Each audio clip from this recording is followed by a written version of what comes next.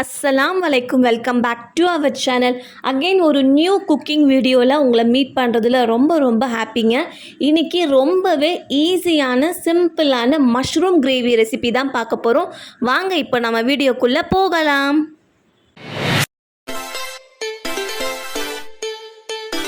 200 gram அளவுக்கு நான் button mushroom எடுத்திருக்கேன். இதை வந்து நல்லா சுடு தண்ணியில் வாஷ் பண்ணி எடுத்துக்கோங்க. அப்போ தான் அந்த மேலே இருக்கிற கரைகள் எல்லாமே வந்து நமக்கு ரிமூவ் ஆகிடும். ஸோ வாஷ் பண்ணிவிட்டு இது போல் கட் பண்ணி எடுத்துக்கோங்க. உங்களுக்கு இன்னும் குட்டியாக வேணும்னா நீங்கள் இன்னும் கூட சின்னதாக கூட கட் பண்ணிக்கலாம்.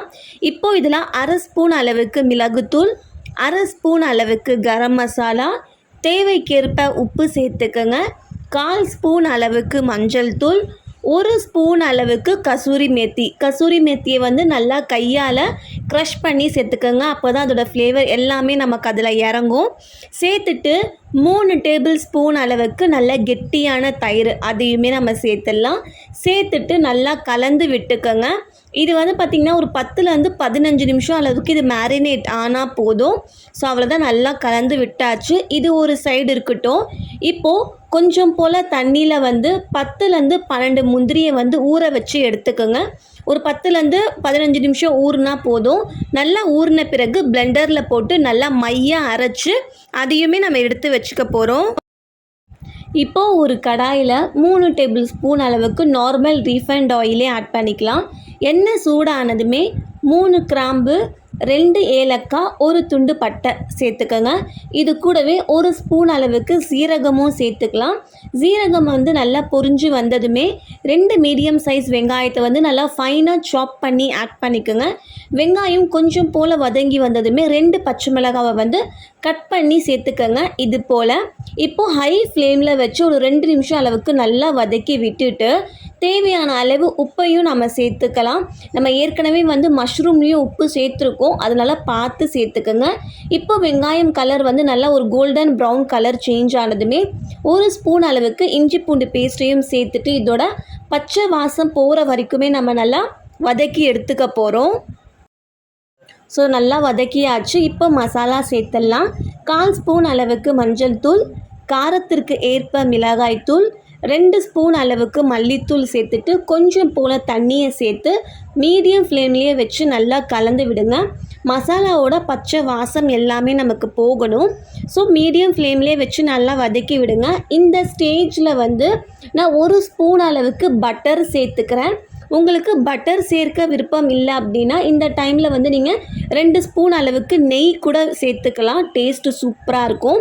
பட்டர் சேர்த்த கையோட 2 மீடியம் சைஸ் தக்காளியை நல்லா ஃபைனாக சாப் பண்ணி ஆட் பண்ணிக்கோங்க.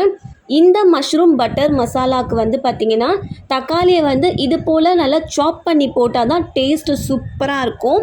இப்போ இந்த தக்காளி வந்து நமக்கு நல்லா வதங்கி வரணும் இல்லையா, அதனால் நம்ம லிட்டை க்ளோஸ் பண்ணி ஒரு 5 to 7 மினிட்ஸ் அளவுக்கு விட்டோம் அப்படின்னா அது சூப்பராகவே நமக்கு வதங்கி வந்துடும். 5 மினிட்ஸ் ஆயிடுச்சு. நம்மளோட தக்காளி சூப்பராகவே வெந்திருக்குங்க. பார்க்கவே அவ்வளோ கலர்ஃபுல்லாக சூப்பராக இருக்குது. அந்த வெங்காயம் தக்காளி எல்லாமே குக்காயிருக்கிற விதமே வந்து அவ்வளோ சூப்பராக இருக்குது. இப்படியே கூட நம்ம சாப்பிட்லாம், அந்த அளவுக்கு டேஸ்ட்டாக இருக்கும். இப்போது நாம் மேரினேட் பண்ணி வச்சுருக்கோம் இல்லையா, அந்த மஷ்ரூமை வந்து அப்படியே சேர்த்துருங்க. மஷ்ரூமை சேர்த்துட்டு நல்லா ஸ்டவ்வை வந்து ஹை ஃப்ளேமில் வச்சுடுங்க. ஹை ஃப்ளேமில் வச்சுட்டு ஒரு 3லேருந்து 4 நிமிஷம் அளவுக்கு அதை நல்லா கைவிடாமல் வந்து கலந்து விடுங்க. நம்ம இதில் வந்து தயிர் சேர்த்ததுனால நமக்கு தண்ணி விட ஸ்டார்ட் ஆகும். ஸோ அதனால் ஃபஸ்ட்டு ஒரு 4 மினிட்ஸ்க்கு நல்லா ஹை ஃப்ளேமில் வச்சு நல்லா வதக்கி விட்டுட்டு அதுக்கப்புறம் நீங்கள் தட்டை மூடி ஸ்டவ்வை வந்து மீடியம் ஃப்ளேமில் வச்சுட்டு ஒரு 5 நிமிஷத்துக்கு அப்படியே விட்டீங்க அப்படின்னா நம்ம சேர்த்த அந்த தயிர் அப்போ இந்த மசாலா இருக்கிற எண்ணெய் அது எல்லாமே நமக்கு அவ்வளோ அழகாக பிரிஞ்சு வரும். ஸோ ஒரு 5 நிமிஷம் இது இருக்கட்டும். ஸோ இப்போ நம்ம லிட்டை ஓப்பன் பண்ணியாச்சு. பாருங்கள், அந்த தயிரில் இருக்கிற அந்த தண்ணி எல்லாமே பிரிஞ்சு அந்த எண்ணெய் அந்த மசாலா எல்லாம் எவ்வளோ அழகாக தெரியுது பாருங்கள். இப்போது இந்த ஸ்டேஜில் வந்து நம்ம அரைச்சி வச்சுருக்கிற முந்திரி பேஸ்ட்டையுமே சேர்த்துட்டு 1 கப் அளவுக்கு தண்ணியுமே சேர்த்துக்கோங்க. உங்களுக்கு வந்து கிரேவி வந்து கம்மியாக வேணும், கொஞ்சம் நல்லா திக்காக வேணும் அப்படின்னா நீங்கள் 1/2 கிளாஸ் அளவுக்கு தண்ணி சேர்த்தா போதும். இப்போ நான் 1 கப் அளவுக்கு தண்ணி சேர்த்துருக்கேன். இது நல்லா கொதித்து வரும்போது உப்பு காரம் இது எல்லாமே நம்ம எப்பவும் போல் செக் பண்ணிவிட்டு லிட்டை க்ளோஸ் பண்ணி ஒரு 10 to 15 மினிட்ஸ் அப்படியே விட்டுடலாம். டோட்டலாக 15 மினிட்ஸ் ஆயிடுச்சு. நம்மளோட கிரேவி வந்து சூப்பராகவே ரெடி ஆகிடுச்சுங்க. எனக்கு இந்த கன்சிஸ்டன்சிலேயே ஓகே தான். இது எல்லா விதமான டிஃபன் ஐட்டம்ஸ்க்குமே சரி, white rice, ghee rice, pulao எல்லாத்துக்குமே வந்து அட்டகாசமாக இருக்கும். ஸோ என்னோடய மெத்தடில் கண்டிப்பாக ட்ரை பண்ணி பாருங்கள். ரொம்ப ரொம்ப சூப்பராக இருக்கும். வீட்டில் இருக்கிறவங்க ரொம்ப விரும்பி சாப்பிடுவாங்க. ஸோ ஃபைனலாக கொஞ்சம் போல் கொத்தமல்லியை தூவி தட்டை மூடி 5 நிமிஷம் அளவுக்கு நம்ம மீடியம் ஃப்ளேமில் விட்டு அதுக்கப்புறம் நீங்கள் ஸ்டவ்வை ஆஃப் பண்ணிவிட்டு சர்வ் பண்ணிங்க அப்படின்னா டேஸ்ட்டு அல்டிமேட்டாக இருக்குங்க. கண்டிப்பாக ட்ரை பண்ணி பாருங்கள். உங்களுக்கு என்னோடய வீடியோ பிடிச்சிருந்தா மறக்காமல் லைக் பண்ணுங்கள். உங்கள் ஃபேமிலி அண்ட் ஃப்ரெண்ட்ஸ் கூட ஷேர் பண்ணுங்கள். அடுத்த ஒரு புது வீடியோவில் சந்திக்கும் வரை டாடா பாய் அண்ட் தேங்க்ஸ் ஃபார் வாட்சிங்.